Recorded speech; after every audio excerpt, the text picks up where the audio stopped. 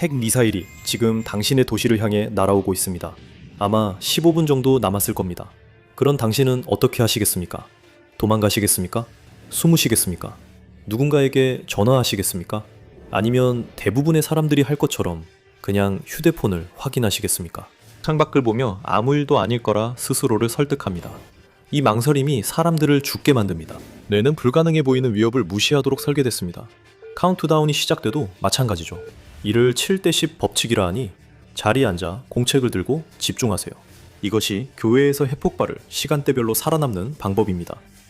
1장 오전 8시 7분 한 통의 문자 메시지. 데이비드는 아침형 인간이 아닙니다. 이는 불행합니다. 화요일 오전 8시 7분 세상은 15분 후 끝날 수도 있습니다. 갑자기 그의 휴대폰이 진동하고 경보음이 방을 채웁니다. 데이비드는 휴대폰을 듭니다. 화면에 대통령 경보, 탄도미사일 위협, 접근 중, 즉시 대피하십시오. 훈련이 아닙니다. 라고 뜹니다. 데이비드는 그 메시지를 2번 읽습니다. 이건 분명 사기나 장난일 거야. 그의 휴대폰에 뜬 메시지는 이미 지난 소식이다.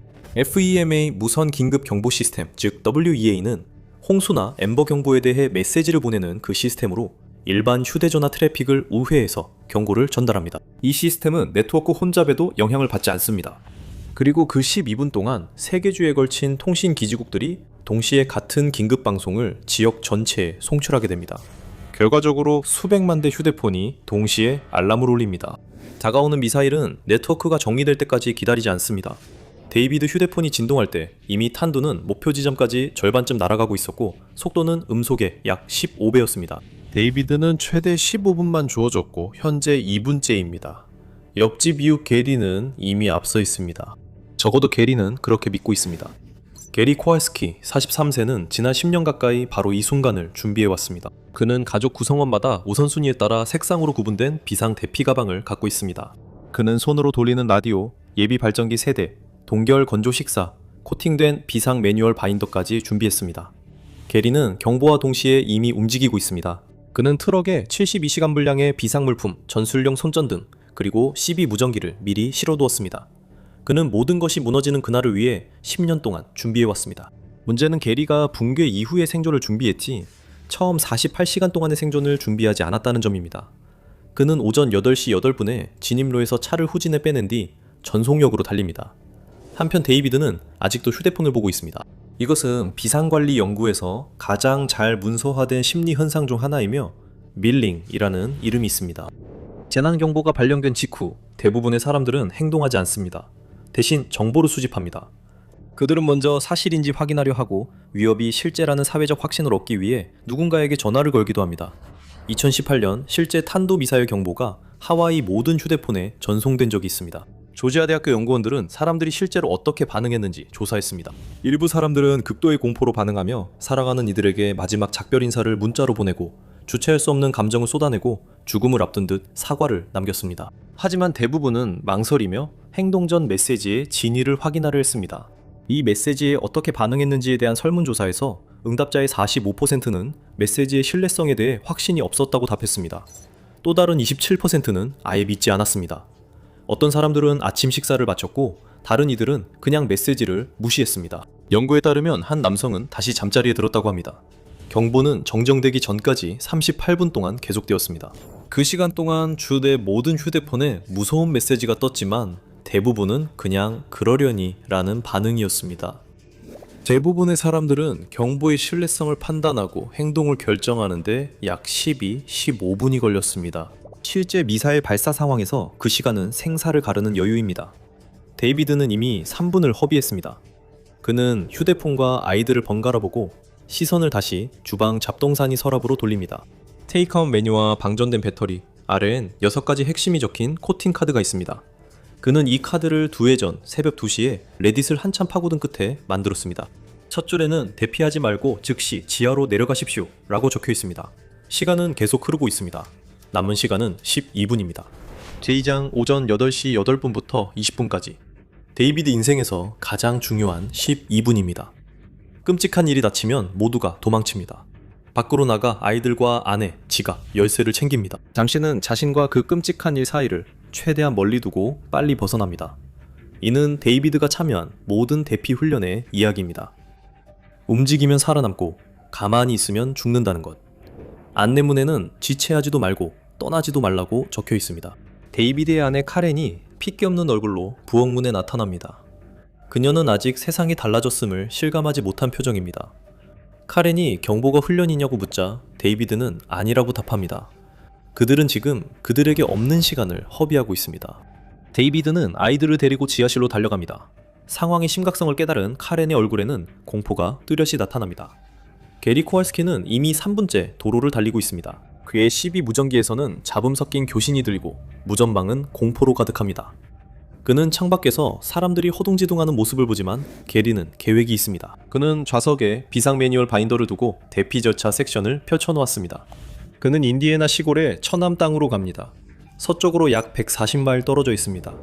연료 탱크는 가득하고 에너지바와 군용 식량도 챙겼습니다. 하지만 괴리가 부족한 것은 방호 개수입니다. 그것은 비상 계획자들이 사용하는 측정치로 차량이나 건물이 방사선 노출을 얼마나 줄여주는지를 야외에 그냥 서 있는 것과 비교해서 수치로 나타낸 것입니다. 보호 개수 10은 밖에 있을 때 받는 방사선의 10분의 1만 받는다는 의미입니다. 보호 개수 40은 40분의 1만 받는다는 뜻입니다. 게리의 트럭 보호 개수는 2에 불과하며 이는 후한 수치입니다.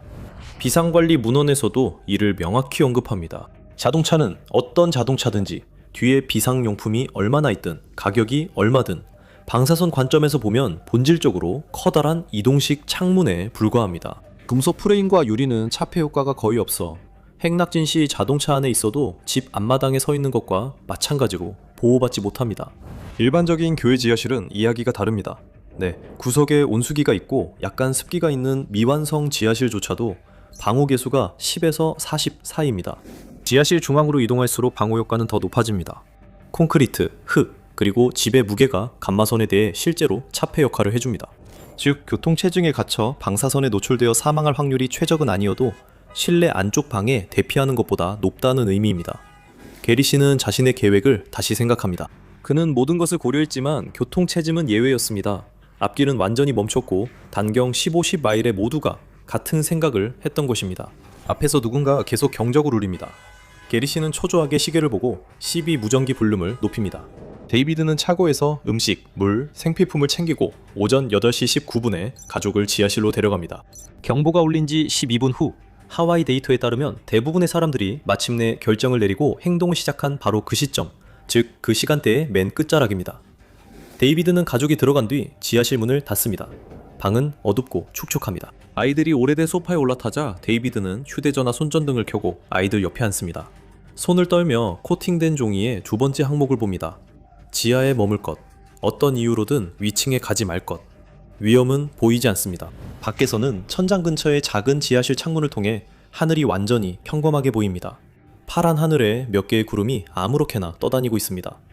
아무 일도 일어나지 않는 것 같고 적어도 눈에 보이는 것은 아무것도 없습니다.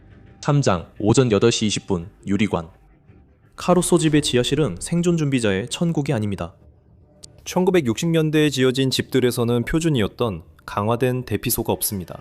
벽에 방사능 방호복도 없고 옷장에 6개월치 동결 건조식량도 없습니다. 그들에겐 오래된 소파, 온수기, 라벨 없는 상자에 담긴 크리스마스 장식품만 있습니다. 구석에 카렌이 팬데믹 때 사두고 잊은 통조림 선반이 있습니다. 이제 이것들이 실제로 문명이 끝장날 만한 재난 상황에서 가족의 주요 식량이 되었습니다. 데이비드는 머릿속으로 재고를 셉니다. 크리스마스 상자 뒤에 생수 16병이 있습니다. 온수기는 비상용으로 45갤런 물을 보유 중입니다. 통조림도 있으나 유통기한은 모릅니다. 휴대폰 2대는 손전등으로 쓸 수 있고 대부분 충전되어 있습니다. 여기에 진짜 손전등을 두려 했지만 매번 미뤘습니다. 다음이 있다면 그는 같은 실수를 반복하지 않을 겁니다. 지하실 창문 너머로 뭔가 변했습니다. 자동차 경보음이 울리고 또 다른 경보음이 이어집니다. 희미한 외침도 들리고 데이비드의 9살 아이가 창밖을 봅니다. 그가 미스터 코왈스키 부인이 밖에 있다고 말합니다. 데이비드는 창문으로 가서 봅니다. 린다 코왈스키는 목욕 가운을 입고 진입로에서 전화 중입니다. 그녀는 신호를 찾거나 이게 정말 일어나고 있는 일이 아니라고 말해줄 누군가를 찾으려는 듯 천천히 원을 그리며 돕니다. 그녀는 거리를 위아래로 살펴보며 전화기에 대고 소리칩니다. 그리고 나서 하늘을 올려다봅니다. 만약 이 경보가 진짜라면 무언가가 이미 오고 있는 중입니다. 데이비드는 차가운 충격과 함께 깨달음을 느낍니다. 그는 자신이 그랬던 것처럼 누군가가 시간을 잃어가는 모습을 지켜보고 있습니다. 그녀는 어쩔 줄 몰라 하고 있고 게리는 그녀를 두고 떠났습니다. 데이비드는 즉각적이고 거의 본능적인 강한 충동을 느낍니다. 위층으로 올라가서 현관문을 열고 그녀를 손짓해 부르고 싶어집니다. 그리고 그는 두 번째 핵심 사항을 다시 읽고 위험이 보이지 않아 그 자리에 머뭅니다. 도덕적 결함처럼 보일 수 있지만 지금 데이비드가 무엇을 하고 안 하는지 명확히 해야 합니다. 그는 이웃을 죽게 내버려 두기로 한 것은 아닙니다. 그는 한번 열면 자신의 지하실이 밀폐된 대피소에서 밀폐되지 않은 곳으로 바뀌게 되는 그 문을 열지 않기로 선택하고 있는 것입니다. 이 상황은 눈에 보이지도 냄새로도 맛으로도 느낄 수 없고 특수 장비 없이는 감지할 수도 없는 공기 중 미립자 물질이 위협이 되는 시나리오입니다. 그는 그녀가 현관문을 통해 사라지는 것을 지켜봅니다.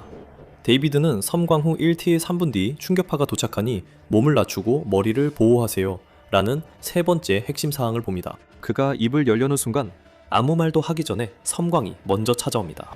작은 지하실 창문을 통해서도 20마일이나 떨어진 거리에서도 유리와 콘크리트 그리고 6피트 두께의 오하이오 흙층을 통과해서도 그 빛은 이상하게 느껴집니다. 소리도 없이 찾아옵니다. 이건 번개나 전기 과부하와는 다릅니다. 이 빛은 사방에서 한꺼번에 찾아옵니다. 지하실 창문 밖의 좁은 잔디밭이 하얗게 변하고 더 하얗게 변하더니 인간의 뇌로는 이름 붙일 수 없는 밝은 색으로 변합니다. 그 현상은 4초간 지속되고 지하실은 여전히 조용합니다. 데이비드는 몸을 낮춘 채 모두에게 머리를 가리고 소파 뒤로 가라고 단호하게 말합니다. 카렌이 항의하지만 데이비드는 더욱 단호합니다. 그들이 움직이고 데이비드는 시계를 본 뒤 90초를 세기 시작합니다. 세 번째 요점에 따르면 섬광에서 포팔까지 20마일 거리면 90초입니다. 콜럼버스가 타격을 받으면 그들은 그 반경 안에 있습니다. 데이비드는 71까지 셉니다.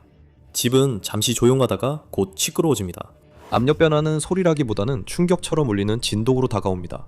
그것은 집 기초를 급히 지나 콘크리트 바닥을 타고 올라와 데이비드의 신발, 무릎, 가슴을 강타합니다.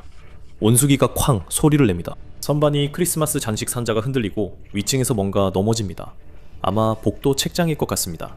지하실 창문이 쩍 갈라진 뒤 방은 다시 조용해집니다. 몇 마일 떨어진 곳엔 게리의 트럭이 교통체증에 버려져 있습니다. CB 라디오는 여전히 불안한 목소리로 지직거렸고 게리는 자신이 갇혔고 처남집에 갈 수 없음을 알았습니다. 그래서 그는 다른 사람들처럼 차에서 내렸습니다. 사람들은 차 사이에서 비명을 지르며 밀치고 운전자들은 차를 두고 떠납니다. 게리도 두려움과 본능에 갇힌 한 사람입니다. 하늘은 하얗게 변합니다. 잠시 동안 고속도로 위에 모든 사람들이 멈춥니다. 고함도, 달리기도, 공포도. 인간의 눈이 본 적 없는 밝은 빛 아래 모든 것이 멈춰버립니다. 게리는 도시를 바라봅니다. 불과 연기의 기둥이 하늘로 치솟습니다. 그가 수년간 준비해온 세상의 종말이 찾아왔습니다. 하지만 그 준비물은 트럭 안에 있습니다. 비상 매뉴얼 바인더는 조수석에 펼쳐져 있고 비상 물품들은 트럭 뒤에 그대로 있습니다. 게리는 자신의 계획에서 절대 잊지 말라던 그 자리에 서 있습니다. 밖에서 그는 섬광을 봅니다. 지하실에서 데이비드는 고개를 들고 낡은 소파 뒤에 숨은 가족을 바라봅니다. 딸 엠마는 어머니를 꼭 껴안고 있습니다. 데이비드는 재빨리 눈으로 살핍니다. 다친 곳도 없고 피도 보이지 않으며 온수기도 여전히 작동 중입니다. 더 중요한 것은 집이 아직 멀쩡하다는 사실입니다. 그는 안도의 한숨을 쉽니다. 전기는 나갔습니다. 그의 휴대폰 손전등만이 지하실을 밝힙니다. 위층에서는 어딘가에서 물이 뚝뚝 떨어집니다. 아마 파이프이거나 천창일 겁니다. 그는 지하실 창문 밖을 봅니다. 하늘은 파랗지만 새들은 지저귀지 않습니다. 데이비드는 네 번째 항목을 봅니다. 거기엔 아직 끝나지 않았다. 낙진 구름이 오고 있다. 문이나 창문을 열지 마라. 이것이 가장 중요한 규칙이다. 라고 적혀 있습니다. 데이비드는 이것이 시작일 뿐임을 알고 속이 내려앉습니다. 이제 그들은 기다려야 합니다. 4장 오전 8시 23분 조용한 시간. 집은 여전히 멀쩡히 서 있습니다. 이것만으로도 충분히 좋은 소식입니다. 데이비드는 이것이 좋은 소식임을 알고 있습니다. 그의 뇌는 이를 좋은 소식으로 받아들이고 있습니다. 그런데도 핵폭발에서 살아남았다는 사실에는 뭔가 깊은 불만족이 있습니다. 모두가 상상하는 그 불덩이, 즉각적인 파괴는 두 분도 채 되지 않아 끝나버리기 때문입니다.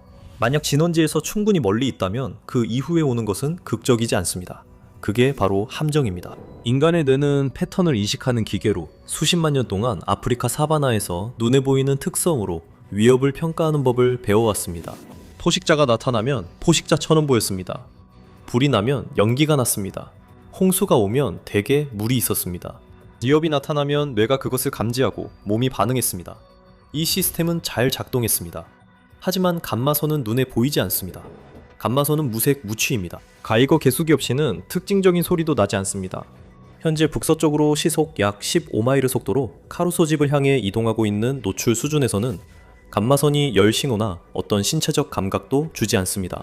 콜럼버스를 강타한 지상 폭발의 초기 충격파는 도시 전체에 엄청난 과압을 퍼뜨렸습니다. 하지만 지상 폭발은 또 다른 일을 합니다. 지상 폭발은 엄청난 양의 흙, 콘크리트, 아스팔트, 그리고 잔해를 불덩이 속으로 빨아들입니다. 그 물질들은 방사능에 오염되고 미세한 입자로 분쇄됩니다. 그 후 방사성 낙진으로 바람을 타고 이동하게 됩니다. 그리고 2단계에서 그 구름은 전혀 구름처럼 보이지 않습니다. 이제 아무것도 보이지 않으며 현재 11마일 떨어져 있습니다. 데이빗 가족에게 보이지 않는 방사성 낙진 구름이 집 위를 지나가기까지 약 44분 남았습니다. 그들이 안에 계속 머무는 매 분마다 생존 확률이 높아집니다. 그에 따른 그런 사실을 전혀 모릅니다. 그녀는 그저 고양이가 어디 있는지만 궁금해합니다. 데이비드는 네 번째 항목을 봅니다. 창문이나 문을 절대 열지 마세요. 이것이 가장 중요한 규칙입니다. 아들은 금이 간 지하실 창문을 보며 폭탄이 터졌는데 왜 아직 여기 있죠? 라고 아빠에게 묻습니다. 정말 맞는 질문입니다. 폭발은 지나갔고 집도 멀쩡합니다. 하늘도 파랗습니다. 데이비드가 대답하기 전 위층에서 쿵 소리가 여러 번 들리고 누군가 현관문을 두드립니다. 데이비드는 움직이지 않습니다. 지하실 창문에 그림자가 빠르게 지나 멈춥니다. 민다 코아스키가 유리에 나타나고 얼굴은 창백하고 재투성이이며 공포에 질려 있습니다. 그녀는 그들을 바라보고 주먹으로 창문을 세게 칩니다. 제발요. 또 한 번 칩니다. 데이비드는 속이 철렁 내려앉습니다. 본능적으로 그녀를 드리고 싶지만 그는 못합니다. 아들의 손을 잡고 돌려세우고 유리를 두드리는 소리가 마지막으로 들린 후 정적이 찾아옵니다. 대부분의 사람들을 죽이는 것은 폭탄이 아닙니다. 이런 상황에서 대부분의 사람들을 죽이는 것은 너무 일찍 나가는 것입니다. 이것이 7대10 규칙입니다. 이 부분은 아무도 말하지 않습니다. 가만히 아무것도 하지 않아야 하기 때문입니다. 원리는 이렇습니다. 폭발 후 시간이 7배씩 증가할 때마다 방사선 선량률은 10분의 1로 떨어집니다. 7시간이 지나면 외부의 방사선 선량률은 1시간대에 10분의 1이 됩니다. 49시간이 지나면 100분의 1이 되는데 이는 시간이 곧 낙진에 맞서는 무기가 된다는 뜻입니다. 데이비드와 가족이 콘크리트, 목재, 단열재, 흙 등 보호막 뒤에 머무를수록 방사선 흡수량이 크게 줄어듭니다. 48시간이 지나면 제대로 대피한 생존자는 같은 이틀 동안 외부에 노출된 사람이 받은 방사선 양의 아주 작은 일부만을 받았을 것입니다. 이 계산은 복잡하지 않습니다. 사실 이것은 데이비드가 IT 관리자 시절 접한 수학적 명제 중 가장 간단한 편입니다. 이 계산은 지하실에서 48시간을 보내야 한다는 것 뿐이며 그게 가장 어렵습니다. 데이비드는 5번째 핵심 사항을 내려다봅니다. 최소 48시간, 정말 어쩔 수 없다면 최소 24시간입니다. 그 누구도, 심지어 자신조차도 이 기준을 바꾸도록 설득하게 두지 마십시오. 그러다 지하실 창문 밖에서 무언가가 변합니다. 아주 미묘해서 이미 주시하고 있지 않았다면 알아차리지 못할 정도입니다.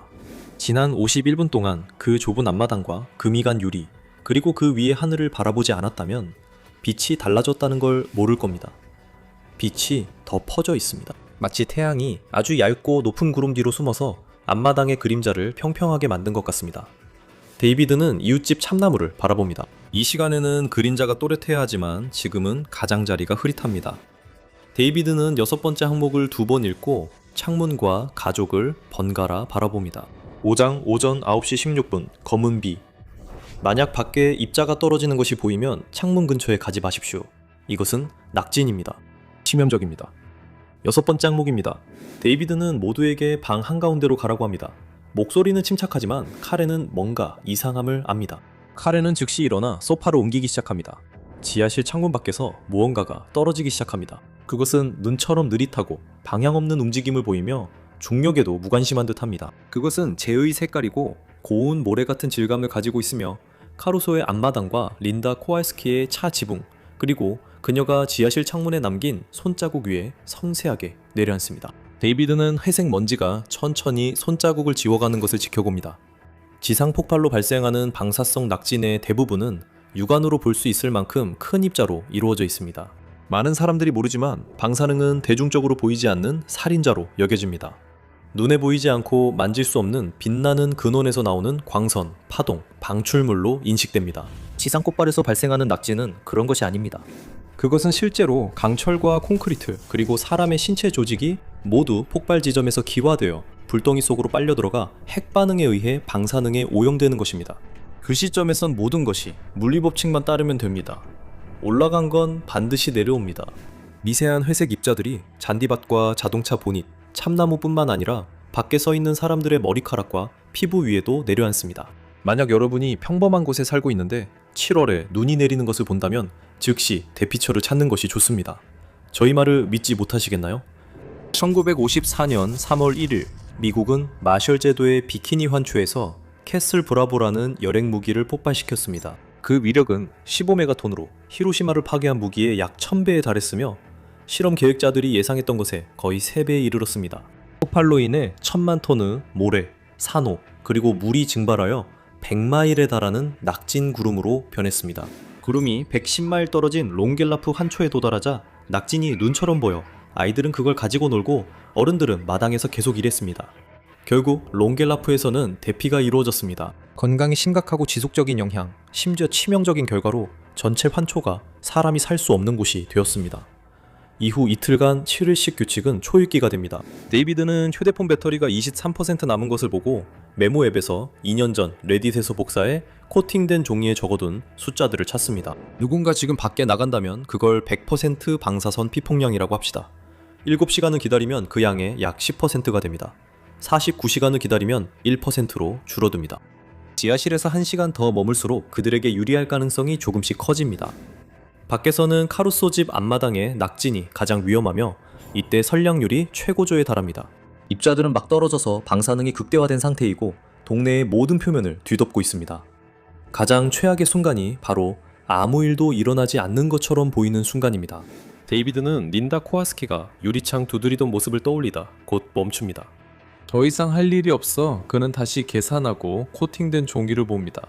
숫자는 많은 것을 말해줍니다.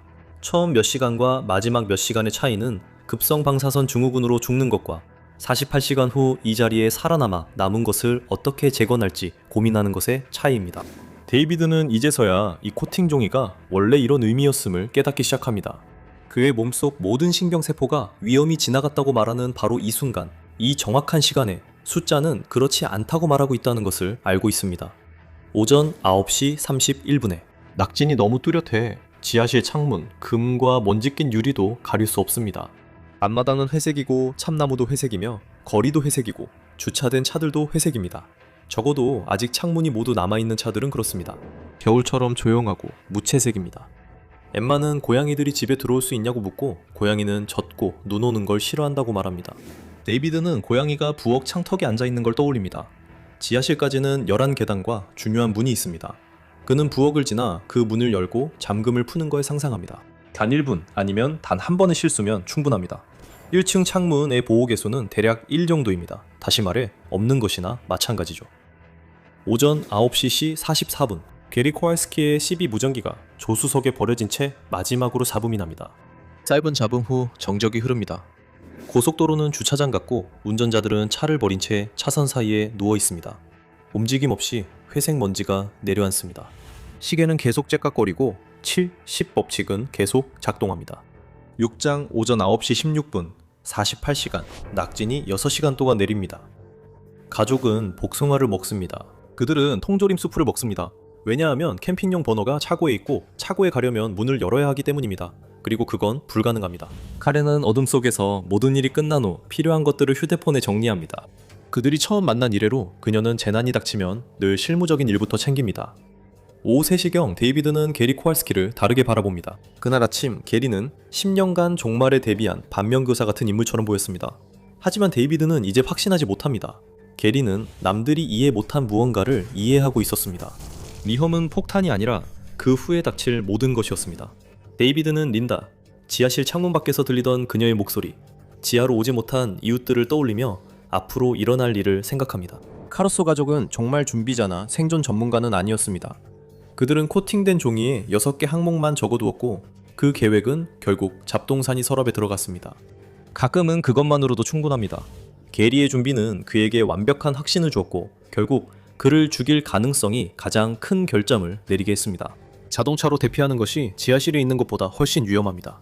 폭발 6시간 뒤인 오전 8시 7분에 시작된 경계선은 이제는 눈에 보입니다. 그 경계선은 실제 세계에 존재합니다.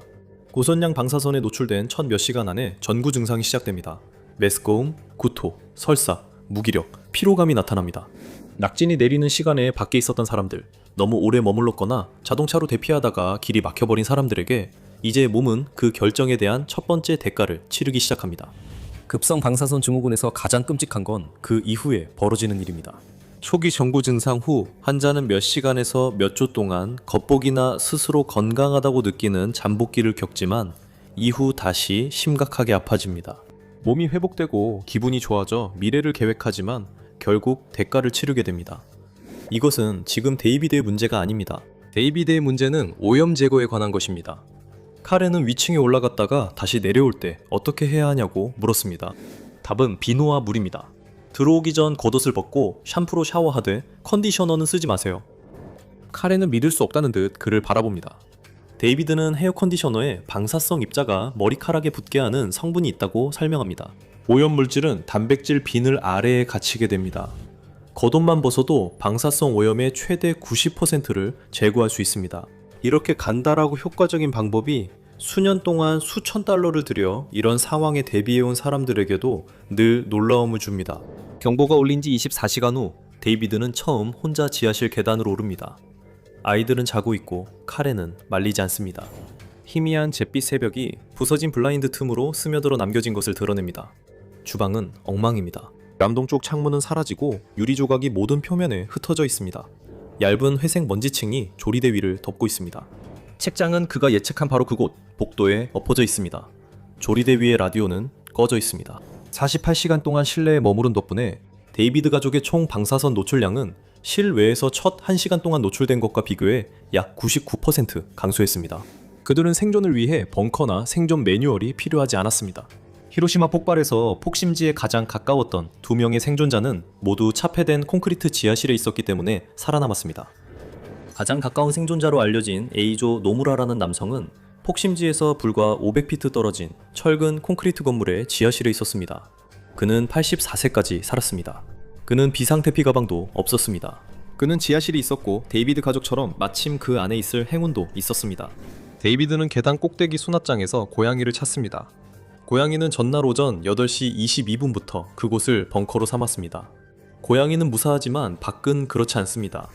핵폭발 생존법을 알게 되었지만 방사능 낙진에 노출되면 어떻게 될까요? 방사능이 몸에 미치는 영향과 최악의 죽음 방식에 대해 알아보거나 영상을 시청하세요.